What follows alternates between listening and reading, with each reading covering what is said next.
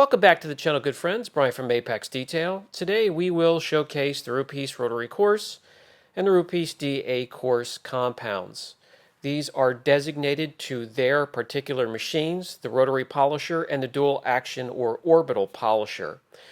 Now they do state they want you to stay within the family or within the system of Rupes, and they want you to use the polishers, the pads, and by the time you get a polisher or two, a couple compound fluids, and some pads from Rupes, you're looking at about $1,000. So I'm going to show you don't need to purchase all of those. You can be successful using your own polishers and your own pads.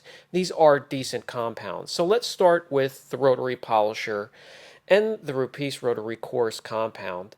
You just need to get a little bit on the panel, or if you want to prime your pad, get some on the pad, spread it out, and we'll get to work. Today I am using a Lake Country hybrid blue wool pad.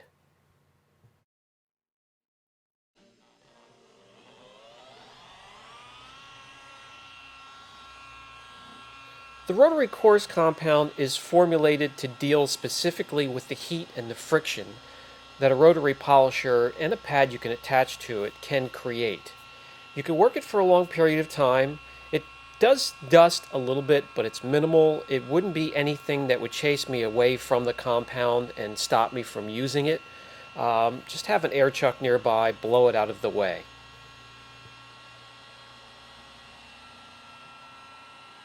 As you can see here, I'm operating the rotary responsibly within a logical speed between the 3rd and 4th speed setting on the tool. I'm not thrashing my arms around. Actually, it's even coverage using the crisscross pattern, keeping the polisher flat. Now, some of you do have problems with the rotary skipping, and it has to do with pressure, the amount of product you're using, and also the type of surface or clear coat that you're working on, and even sometimes single stage. So all you have to do there, if it starts to skip, get out of control, very slightly tilt it to a 10 or 15 degree angle, and then just gently lay it back down again and continue on.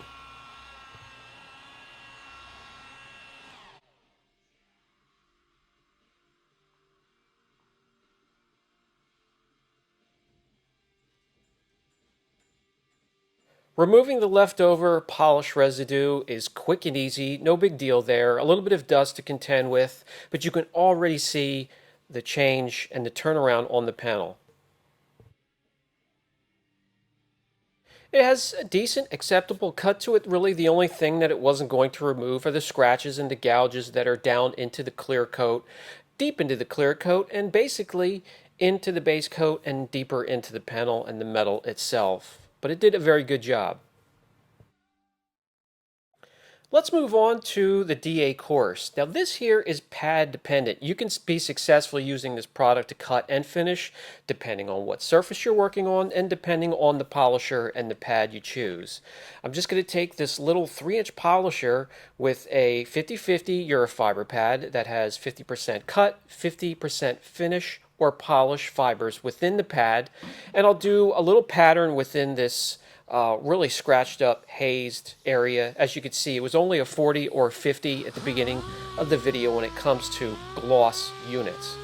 And we're going to be able to turn it around just using this little polisher, and the polish or the compound itself is designed for the movement of an orbital or a dual action polisher.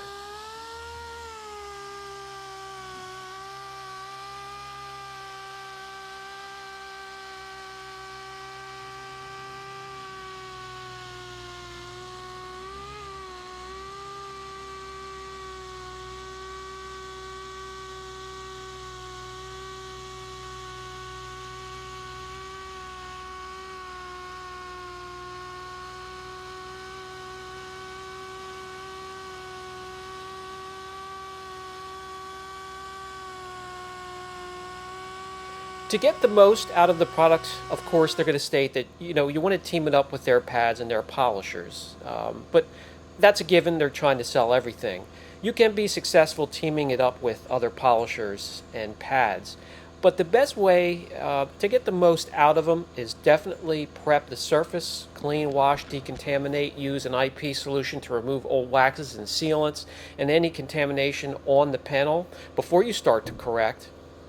And 2 more tips: clean out the pad often. if you can, between every pass, and at the very least after every panel. And do not oversaturate the pad if you're cleaning it and using water. I like to use a little bit of a cleaner and forced air, but if you have that bucket pad washer, sometimes it can oversaturate. You don't want to do that. That will dilute the compound that you put on the pad when you go to reload it.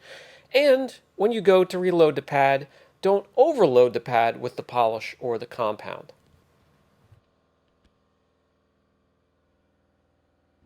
And here you can see the huge difference we made just using a 3-inch polisher.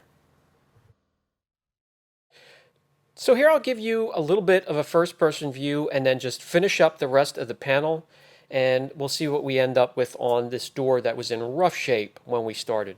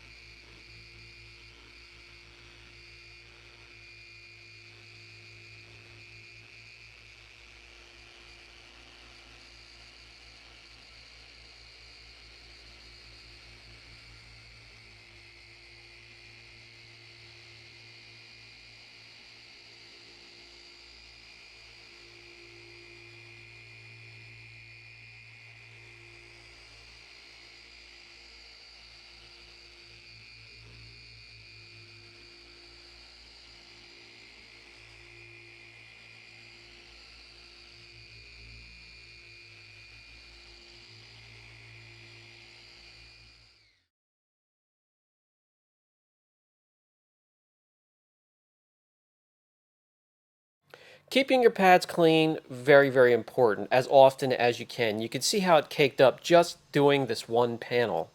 Try to do it after every pass, or maybe every panel or so. It'll keep them more effective, and you'll speed up the process of correction.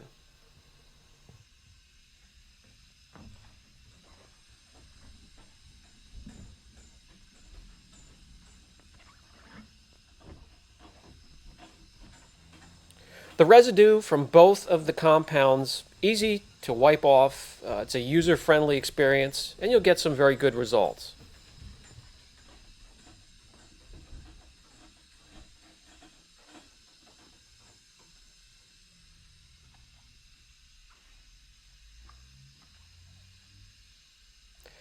A before and after, then we'll grab the gloss meter and measure again, and you're going to see a huge jump just from that one step.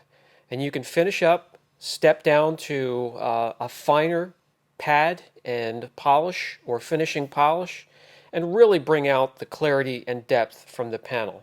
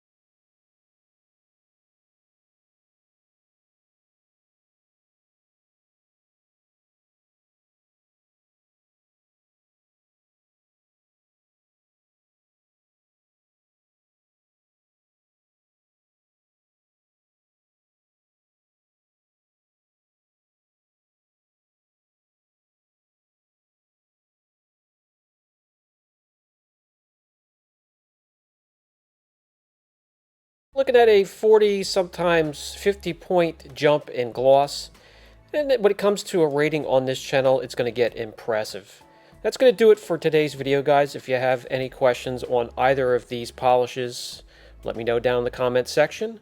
Brian from Apex Detail. I'll catch you in the next video.